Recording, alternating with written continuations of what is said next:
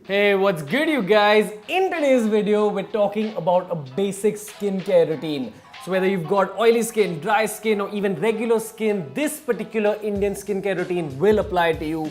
Also keep in mind that I've said no to a lot of money and a lot of sponsors to bring you this video. A lot of brands wanted me to include their brands in this particular video. But also keep in mind that what I believe in is honesty and consumer power. You guys are consumers. You guys have right to correct knowledge. Don't let brands fool you. I'm gonna tell you all what I use on my own skin, what has helped me in the past. Think of this as just your bade bhaiya giving you some genuine advice once again. So let's go. If you follow this skincare routine, you'll never deal with acne, blemishes, skin bumps, skin irritation or any kind of skin problems. But you've got to follow this routine 100%. Skin issues, say goodbye to them. Let's go with the Indian skincare routine. Okay, boys and girls, if you're watching for some reason, let's talk about your face washing routine. Few golden rules you've got to keep in mind. Rule number 1 is that you've got to wash your face for a minimum of twice a day. Once before going to bed and once in the morning, just after you get up or just after you reach your office or your college. Also, if you're someone who enjoys cardio, if you like playing football or cricket and you end up sweating a lot, then after you come back home in the middle of your day, after your cardio session, that's the third time you can wash your face. But ideally try sticking to twice a day and only go to thrice a day on that one-off occasional cardio day. Next golden rule, I've always recommended that you guys use a mild face wash, but that's only because there weren't that many herbal face washes out there in the Indian market. Unless you grow Ayurvedic or herbal plants at home, you should always be using a 100% herbal face wash. Now there are these very big brands started by Babas and started by other big companies that say that they're Ayurvedic, but mostly those products just contain Ayurvedic ingredients. The entire product isn't Ayurvedic, the entire product isn't herbal. Okay, so if it's a big company manufacturing a herbal product, it's very likely that it may not be a herbal product. And that's why these are my honest skincare recommendations. If you're on a budget, the brand I recommend is Khadi. And if you don't have a budget, if you're a rich brother, then I recommend Kama Ayurveda Forest Essentials. These are two very expensive brands, but these three brands make 100% natural Ayurvedic herbal products. These are the brands I recommend. I use this rose water face wash and I use this Ayurvedic aloe vera face massage cream. Keep in mind that these are genuinely not product placements. These are just my honest recommendations from your bade bhaiya to your chote bhaiyas. So anyway, let's start with the face wash routine. This kind of routine applies to all kinds of face washes, whether you're going herbal, whether you're going normal, chemical, mild face wash, the same rules apply. So firstly, I always prefer washing my face after I've shaved or after a shower. So see, after you shaved or after a shower, now all the pores on your skin are slightly opened up. So what the face wash helps you do, the entire routine helps you close off the pores and it helps clean up your skin. But Ayurvedic face washes also add a lot of nutrition to your skin. You know, when you eat something, when you eat a vegetable, your body absorbs all that nutrition. That's happening through your digestive system. But even your skin is capable of absorbing certain ingredients. That's why Ayurvedic. So I'm going to show you all what I do. So either you take a coin-sized portion of the face wash or you take a very slight amount of a gel like this. So this is the aloe vera gel. I've just taken just about this much, just a coin-sized portion, okay? Not that much. And then you rub it all over your hands. You just apply it to your face. Now keep in mind there's three main regions on your face. This is one region, which is your cheeks, okay? You apply the face wash in a circular motion. You apply it for about 15 seconds. Once you're done rubbing it for about 15 seconds, you move on to the second region, which is your chin and your neck.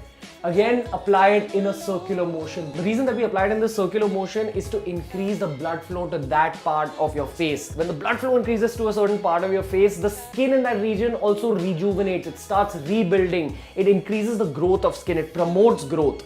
And thirdly, also it just helps clean off dirt a lot better. If you're just rubbing up and down, it's ending up damaging your skin. That's why you want to be gentle. You don't want to press too hard, you don't want to press too light, but you want to be firm with your strokes. And that also brings us to the third region. That's your T area. That's this. This line. It's called your T of your face. Everywhere you rub in a circular motion.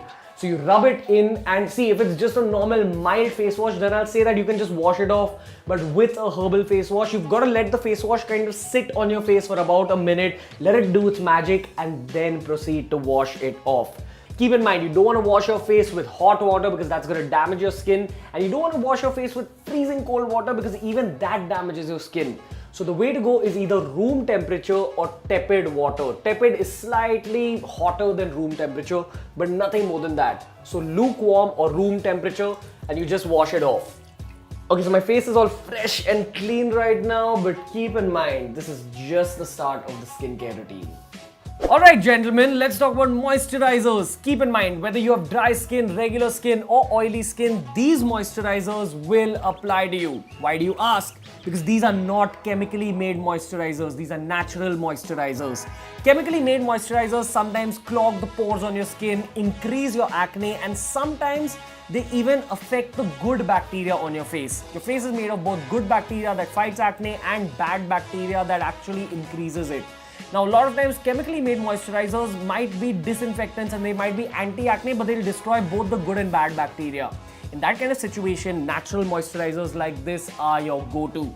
So let's go over what you need. Firstly, a big ball of cotton balls. Always keep these balls near you because you want to keep it clean and you don't want to apply these moisturizers straight up with your hands. A lot of times even your hands have dirty bacteria. So a clean jar of these cotton balls. This rose water, which is a disinfectant, once again one of my favorite brands, Khadi, but you'll get rose water products absolutely everywhere. Apply it twice a day on your skin, once before heading out and once at night time before sleeping. Next, very importantly, let's talk about lime juice. I've just taken about half a lime, squeezed it into a bowl, put a cotton swab inside, and then I'm just going to squeeze it out on my face. When it comes to lime juice, keep in mind that you don't want to apply it more than once to twice a week because it's slightly stronger than a rose water moisturizer.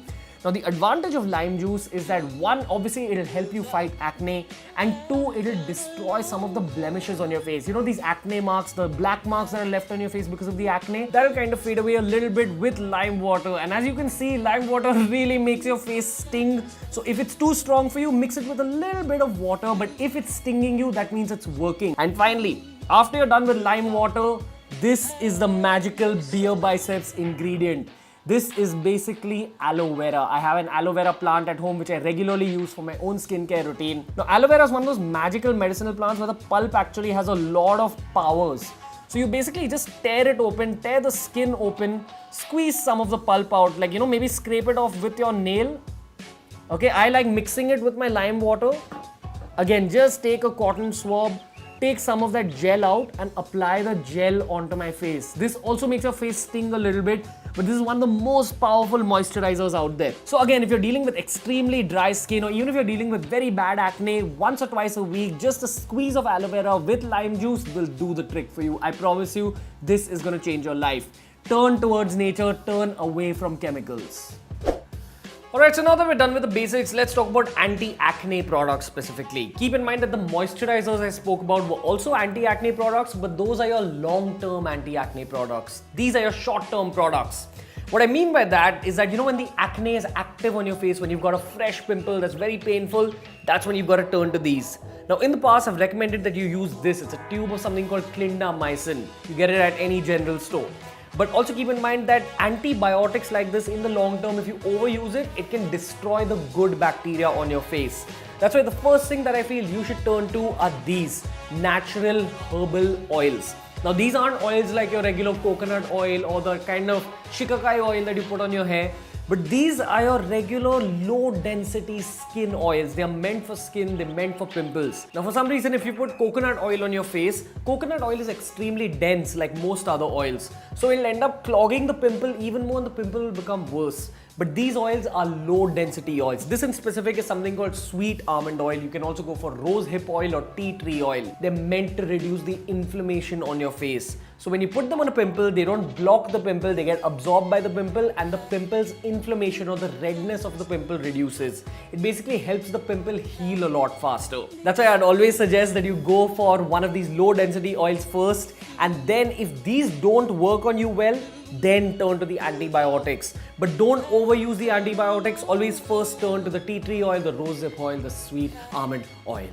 Alright, fourth and final tip, very simple. It's your diet and lifestyle factors. Keep in mind, later I'm going to be releasing an anti-acne video. A video to specifically kind of fight your acne problem. But in a gist, this is what you have to focus on. quit sugar, reduce your junk food or hotel ka khana, and absolutely say no to packaged fried snacks. So a lot of Indian houses, we'll keep these fried snacks at home full of like maida that's full of dirty oils, full of trans fats. You want to get rid of all that. Those are your diet factors. Also, try including a lot more vegetables, a lot more fruits in your diet, and also keep in mind, you don't want to overdo it with one particular kind of food. So you don't want to overdo it with non-veg or eggs or even a lot of one particular vegetarian protein source. Like, don't overdo it with your paneer, don't overdo it with your soya chunks. But also keep in mind, as important as diet is to your life, you know what else is as important? Lesser stress. When you stress a lot, it elevates the hormone cortisol in your bloodstream. And a lot of cortisol actually badly affects your skin. It affects your aging process, it affects the quality of your skin. It even makes your sebaceous glands or your oil glands secrete more oil onto your skin. How do you reduce cortisol in the long term? Two factors. You focus on your sleep hygiene, which is the quality of your sleep, and you meditate. Trust me, both meditation and sleep overnight can reduce your stress levels and increase the quality of your skin. They're as important as all these other factors that I spoke about. If you want to learn more about sleep hygiene, make sure you check out the video we made on that exact topic. And if you're more interested on the grooming side of things, highly recommend that you check out this 10 practical grooming items that absolutely every single man should own. This was a basic men's skincare routine that also doubles up as a women's skincare routine. If you had fun, hit that thumbs up button. Until next time, guys, from Ranveer and the team.